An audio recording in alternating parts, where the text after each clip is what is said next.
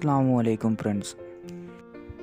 நம்ம இப்போ பார்க்க போகிற என்னென்னா ஒரு விண்டோ ஏசின்ற என்னென்ன மெட்டீரியல் உண்டு நம்ம பார்க்க போகிறோம் இந்த வீடியோவில். அதோட பயன்பாட்டை தான் பார்க்க போகிறோம். நம்ம இப்போ பார்க்க போகிறது கூலிங் கோயில்.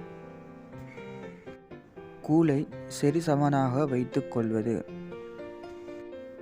அடுத்தது பார்க்க போகிறது ஹீட் கோயில், அதாவது கண்டன்சர்னு சொல்லுவாங்க. இதன் ஃபங்க்ஷன் என்னென்னு பார்க்க போனால் ஒரு ஹீட்டை சரி சமனாக வைத்துக்கொள்வது தான் இதன் ஃபங்க்ஷன்.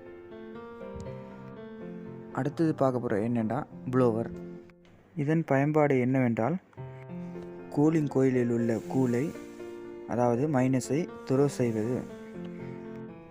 ரூமினுள் இன்சைட். அடுத்தது ஃபேன் பிளேட். இதுவும் அதேபோல் ஹீட் கோயிலில் உள்ள ஹீட்டை டிரான்ஸ்போர்ட் செய்வது தான் இதன் ஃபங்க்ஷன்.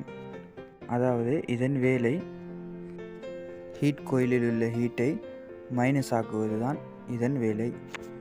பார்க்க போகிறது ஃபேன் மோட்டார். அதாவது நம்ம முன்னாடி பார்த்த ஒரு ஃபேன் பிளேட்டையும் ஒரு புலோவரையும் இயங்க வைக்கிறதுக்காக வேண்டி ஒரு ஃபேன் மோட்டார் ஒன்று தேவை. அதான் double side shaft fan motor. அடுத்ததாக பார்க்க போகிறது கம்ப்ரஸர்.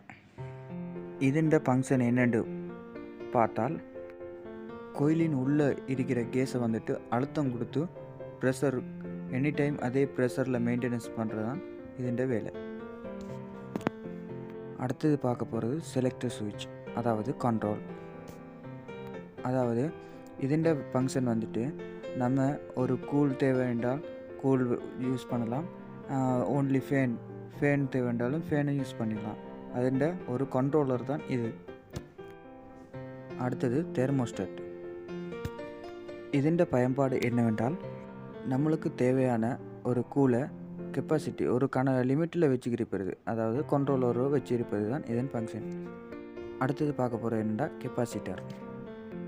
இதில் ஃபங்க்ஷன் என்னென்னு பார்த்துட்டா நம்ம முன்னாடி பார்த்த ஃபேன் மோட்டரையும் கம்ப்ரஸரையும் ஸ்டார்ட் பண்ணுறதுக்கு இது யூஸ் பண்ணப்படும். அடுத்தது என்ன பார்க்க போகிறோம்னா ஓவர்லோட்.